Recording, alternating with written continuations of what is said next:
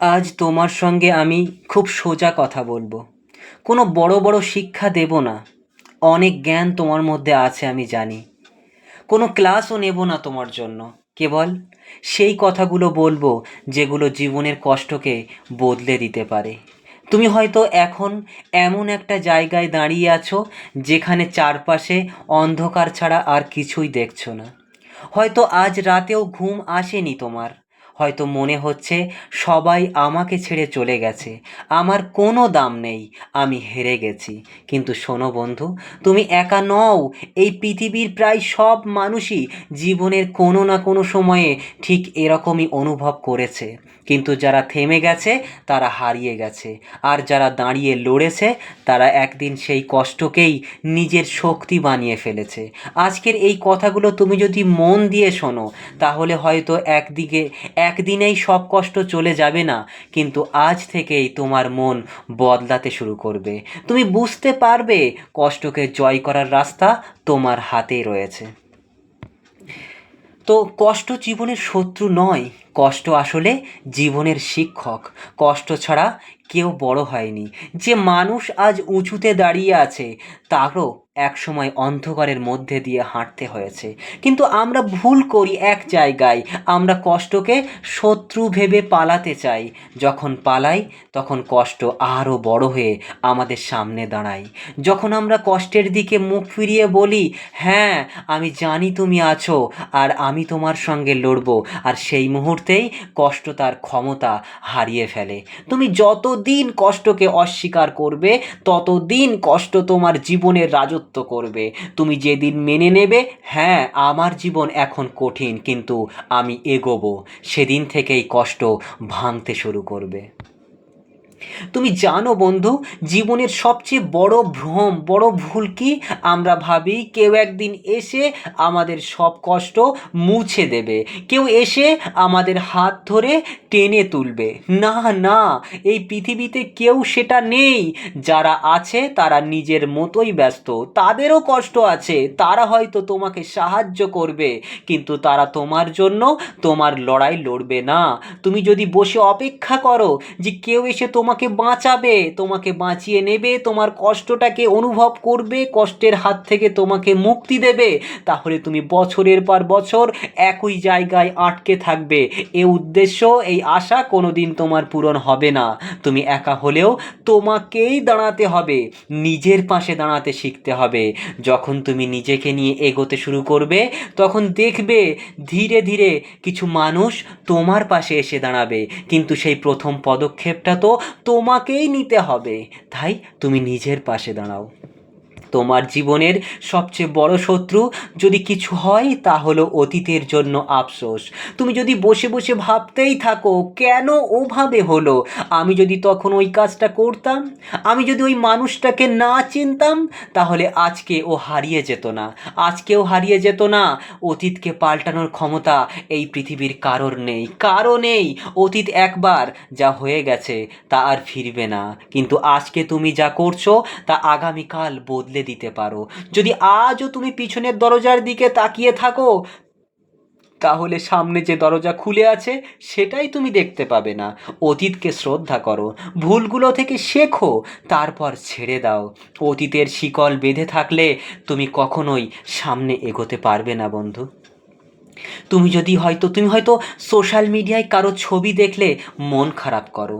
তুমি ভাবো ওরা অত ভালো আছে, ওরা কতটা ভালো আছে, আর আমি আমি কিচ্ছু নেই, আমি সব সময় খারাপ। কিন্তু শোনো বন্ধু, মানুষ যেটা দেখায় সেটা পুরোটা সত্যি নয়, সেটা মুখোশ। যার ছবি দেখে তুমি হিংসে করছো, তারও চোখে জল আছে, তারও রাতের ঘুম হারিয়ে গেছে, শুধু সেটা সে দেখায় না।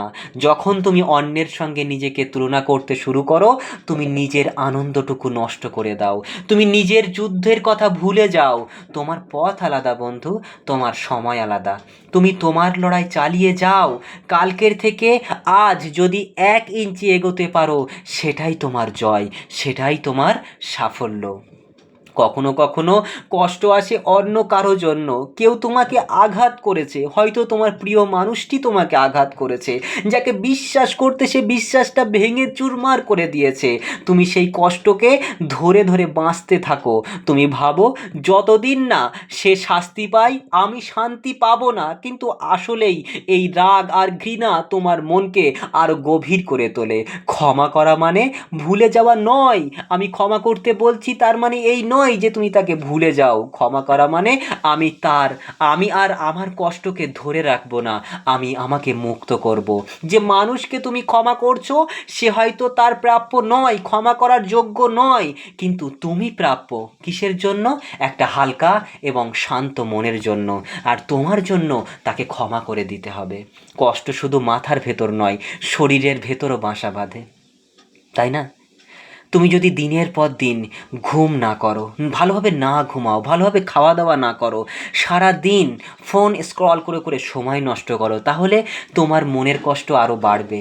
নিজের যত্ন নেওয়া কোনো বিশাল বিলাসিতা নয়, এটা প্রয়োজন। প্রতিদিন একটু করে হাঁটো, শরীরকে সুস্থ রাখো, কিছু সময় চুপচাপ নিজের সঙ্গে কাটাও। এগুলো ছোট ছোট জিনিস মনে হলেও কষ্টকে অনেকটাই কমিয়ে দেবে। মানুষ ভাবে আমি বড় কিছু করলেই খুশি হব, না। প্রতিদিনের ছোট ছোট জয় তোমার মনকে বাঁচিয়ে রাখে। আজ যদি তুমি শুধু একটা কাজ শেষ করতে পারো, আজ যদি তুমি কষ্টের মধ্যেও হাসতে পারো, আজ যদি তুমি নতুন কিছু শিখতে পারো, তাহলেই তুমি সামনের দিকে এগোচ্ছ। কষ্ট তোমার জীবনকে থামাতে পারবে না বন্ধু, যতদিন তুমি প্রতিদিন একটু একটু করে এগোতে থাকো। অনেকেই ভাবে আমি একা আছি তাই কষ্ট হচ্ছে, কিন্তু একাকিত্ব সবসময় খারাপ নয় বন্ধু, খারাপ নয়।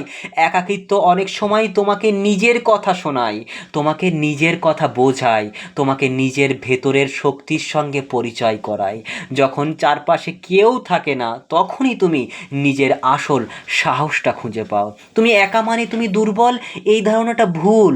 তুমি একা মানে তুমি নিজের সঙ্গে কথা বলতে পারো, নিজের জন্য দাঁড়াতে শিখতে পারো। তুমি হয়তো আজ অনেক কষ্টের মধ্যে আছো, কিন্তু মনে রেখো আজকের কষ্ট তোমার শেষ নয়। যে মানুষ আজ সাফল্যের শিখরে দাঁড়িয়েছে সেও একসময় হেরে গিয়েছিল, তাকে নিয়েও কেউ হাসাহাসি করেছিল, কিন্তু সে হাল ছাড়েনি। তুমিও পারবে বন্ধু, তুমিও পারবে, যদি তুমি নিজের উপর বিশ্বাস রাখো। যদি তুমি নিজের ওপর বিশ্বাস রাখো, যদি তুমি একবারও ভেঙে না পড়ে আবার উঠে দাঁড়াতে পারো। তাই শেষে একটাই কথা বলি বন্ধু, কষ্ট তোমাকে শেষ করতে পারবে না।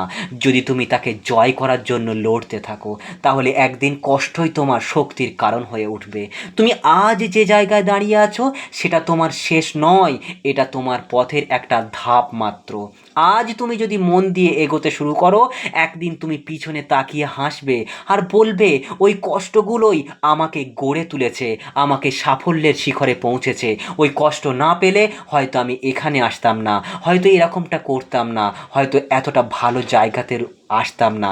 তুমি বারবার মনে রেখো বন্ধু যে অনেক অনেক বড় গভীর রাতের শেষে একটা সুন্দর দিনের আলো বা ভোরের আলো ফুটে ওঠে। তার জন্য রাত যত গভীর হয় ভোরের আলো তত স্পষ্ট হয়। কষ্ট যত বাড়ছে তোমার সাফল্য, তোমার জীবনটাও কিন্তু আরও বেশি রঙিন হতে চলেছে। এটা মিলিয়ে নিও, দেখে বুঝে নিও। তাই আজ থেকে তুমি পালিয়ে যেও না, হাল ছেড়ো না, নিজের হাতে নিজের জীবনের হালটা ধরো, দেখবে সব ঠিক হয়ে গেছে। সময় সব ঠিক করে দেবে, একটু ধৈর্য ধরো।